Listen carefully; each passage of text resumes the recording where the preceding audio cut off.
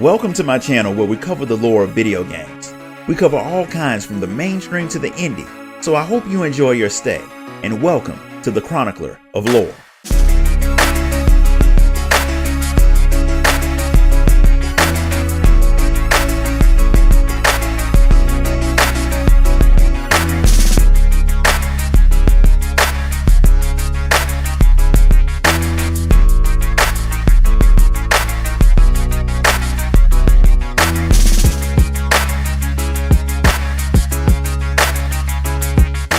Tataru apparently ended up telling Megina how the Warrior of Light helped free Worlet alongside Gaius, which made the woman decide that you're the perfect person to help out with her next mission. Tataru's boutique is about to send some samples of their military equipment to Worlet's temporary government, and since Gaius is the man running things over there, you would be the perfect person to bring the gear to him and convince him that it's worth buying. It has been a while since the Warrior of Light has checked on the people of Terncliff, so she's fine heading over there. Plus, it'll give her the chance to look for another item to put on Tataru's necklace. Gaius was not expecting to see you, but you showed up right in the middle of a situation that's a little more important than getting new gear for the army. Somebody stole the G-Savior Mark II, which is no small feat since the thing is a massive Gundam hooked to a large platform. There was a witness, and Gaius was just on his way to talk to her. Since you're there, he wouldn't mind having you tag along. The witness is Avelina, and while she was doing some work on the Mark I, she saw a very suspicious looking man moving around the Mark II. She confronted him, but when he turned around it was Valence Vanvaro, which is very impossible because no one can survive getting squeezed until they pop by the diamond weapon before getting yeeted to oblivion. He is very dead, but Avelina saw what she saw. Turns out she wasn't the only one to see the dead man either. Some of the children who had been Valence's former prisoners had saw the man too. He came to them and he told them to tell him where the G-Warrior was. They had found it while wandering in places that they weren't supposed to be, so they told him, mainly because they're scared of the man, and for good reason. Gaius doesn't blame them, but he's not convinced that Valence has come back from the dead.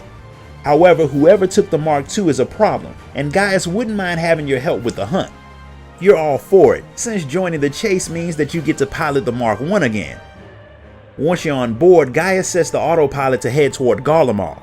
He doesn't think the thief is really Valence, but if it is him or somebody pretending to be, then he's likely taking the Mark II to use it to take over Garlemald, since that was what Valence had wanted the diamond weapon for. Gaius wants you to use the G-Warrior to stop the man. He'd do it himself, but he's not too proud to admit that you're a better pilot than he is. When the sensors pick up the Mark II, it proves that Gaius guessed right. Normally he'd just have you shoot the thing down, but if you blow up the Mark II, there won't be any way to identify the body, and he wants to know who the thief is. That means you'll have to get close and take out the engines. At least that would be the only way under normal circumstances. Nero has a better idea, and he hacks into you and Gaius' conversation to tell you a better way to deal with the situation. This is the first time Gaius has seen Nero since the whole Ultima weapon incident, but he'd heard how Nero had joined the Ironworks and works under Sid. Nero only sort of works under the man since most of the time he's stealing the man's money and doing his own thing with it.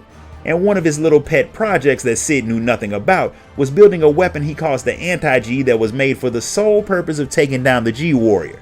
He had figured someone would steal one of Sid's toys, and he had built the thing for that occasion. I'm pretty sure he made the weapon because he planned on stealing one of the Gundams, and he would have used it to shoot down whichever one he didn't take when Sid came after him. He loaded it on your ship before you headed out, and he wants you to use it to prove that what he made is better than what Sid made. Nero's anti-G missiles knock out the propulsion systems on the Mark II, but what they didn't plan for was the pilot detaching from the containment unit and flying off. The Warrior of Light's not willing to let the guy get away, so she detaches the Mark I and proceeds to knock the man out of the sky, which makes him crash down in the same spot where the diamond weapon had crashed when you fought it. The man who crawls out of the ruined Mark II does look like Valence, but when Gaius knocks his visor off, his eyes are very different. The man keeps up the lie that he's actually Valence until he realizes that Gaius is gonna kill him. Then he admits that his name is Procopius, and he served under Valence. He was so devoted to the man that he bought a Fantasia potion off the Mog station so he could look like him and serve as a decoy for any assassins who tried to kill the guy. He had stolen the Mark II so he could use it to help the people of Garlemald go back to their glory days and get back to conquering the world, since only Garleans are fit to rule. He's just as crazy as Valence, so Gaius knocks him out. He should have just killed him, but he's being soft for some reason. Either way, you've gotten the Mark II back, so you all head back to Terncliff. Since the other work is done, Gaius wants to know why you of all people are delivering clothes. The fact that you're willing to advertise the stuff is enough for him to trust the quality. But after you tell him how persuasive Tataru can be, he plans on being on guard when he starts talking prices with the woman. That was all you really came there to do. But before you head back, Gaius wants you to go and let the kids know that Valens is well and truly dead. Soothing the nerves of the kids is a worthy mission, so you head off to handle it. When you tell them about the fake Valens, they're happy to know that it's really all over, but they think it's a good idea to not tell Allie about what happened. They've all heard about the terrible stuff that Valens did to her, and they don't want to dredge up old memories. She's already been depressed enough as it is.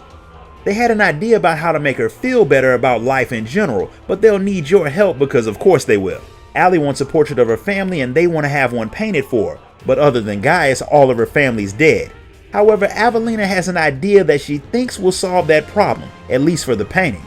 The kids go off to get the painter while you go and collect Gaius and his daughter.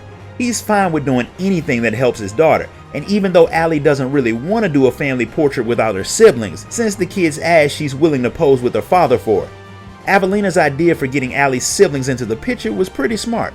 She gets the core of the diamond weapon that had the minds of Allie's siblings stored inside of it, and she uses it to summon them for the painting that turns out pretty good. The kids got you something for helping out too. It's a pink seashell that Magina says is actually very rare.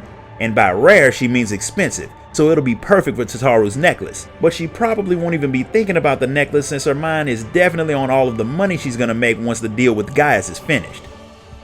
This concludes this part of Tataru's grand endeavor. If you enjoyed this video, be sure to like, comment, share, and subscribe. Donate if you can, and I'll see you all next time.